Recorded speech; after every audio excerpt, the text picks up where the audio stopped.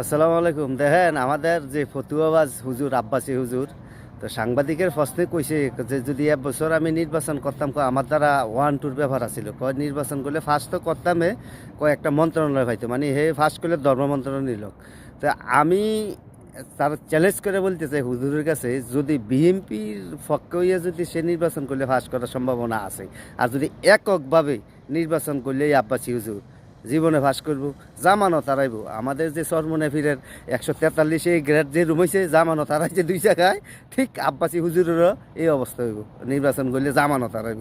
তারা মনে করছে যে তারা ওয়াজের মাঠের ভিতরে ওয়াজ করে তাদের সামনে যে ভক্ত মানুষ বইতে এনাও সব মনে করেন সব সব সব পার্টির লোকেরা থাকে ওয়াজ শুনতে যায়, তারা মনে করে যে এটি সব তারারে ভোট দিব।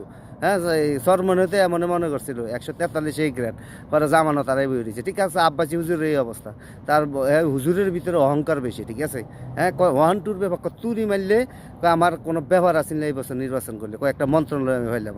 হ্যাঁ, বাংলাদেশের মানুষ, যে দেশের মানুষ এক কাপ চা খাইয়া ভোট দিয়ে এলে আরেক জায়গা, আর টিয়া যদি 500 দিলে তো আর হুঁশ থাকলে না কি এর ভিড় আর মুড়িদ যে ফিরের খাল্লি বাল্লি ফি ভোট টিয়া ভাইছি যেদিকে এদিকে ভোট দিব। ঠিক আছে, ফিরের ভোট দিল না।